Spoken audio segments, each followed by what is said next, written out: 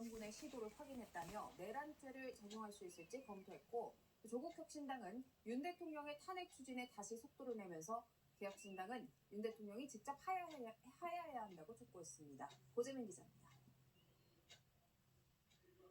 비상계엄 해제안 가결 선포 직후 더불어민주당 이재명 대표는 국회가 주권자인 국민이 위임한 권한으로 민주공화국 대한민국 헌정질서를 굳건하게 지켜나가겠다고 말했습니다.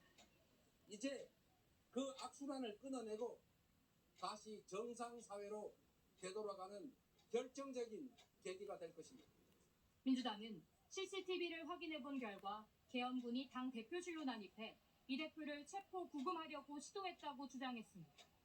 수방사 특임대가 이재명 대표, 그러니까 민주당 대표 조승래 민주당 난입을 했습니다. 그리고 확인해보니 이재명 대표, 한동훈 대표, 의장 이 세 명을 체포하는 체포대가 만들어져서 각기 움직였다라는. 그러면서 국회에 군이 진입해 무력을 쓰려 한 행위는 내란죄에 해당할 수 있다고 보고 검토 중이라고 설명했습니다. 조국혁신당은 윤석열 대통령과 김용현 국방부 장관은 처벌받아야 하고 탄핵돼야 한다고 강조했습니다. 군사 반란에 준하는 행위를 했기 때문에 대통령은 대통령의 자격이 없습니다. 개혁신당은 윤 대통령을 미치광이라고 원색적으로 비난하면서 탄핵이 아닌 윤 대통령의 하야를 촉구했습니다. 국민 앞에 사죄하고 저는 탄핵을 넘어서 이 정도 되면 윤석열은 즉각 하야해야 되는 국면이다. 하야하고 처벌을 받아야 되는 국면이다. 민주당과 조국혁신당은 윤 대통령의 탄핵안 발의에 대해 협의에 나섰고 이르면 오늘 탄핵 소추안을 발의할 계획입니다. MBC 뉴스 고재민입니다. 비상계엄은 해제됐지만 국회 당직자와 보좌진 등 직원들은 지금도 여전히 본회의장 앞을 지키고 있습니다.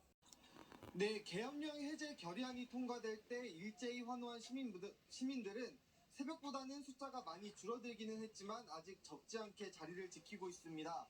남은 시민들은 윤석열 대통령의 대국민 담화 소식과 국무회의 의결 소식 같은 속보를 실시간으로 공유하며 상황을 지켜보고 있습니다. 제가 몇몇 분들과 이야기를 나눠봤는데요.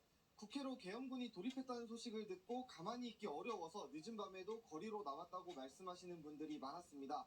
황급히 골판지의 구호를 손으로 적은 손팻말을 들고 계엄 무효를 외치는 시민들도 눈에 띄었습니다. 국회 앞 선거리는 지금 경찰이 교통을 통제하며 접근하는 차들을 돌려보내고 있는데요.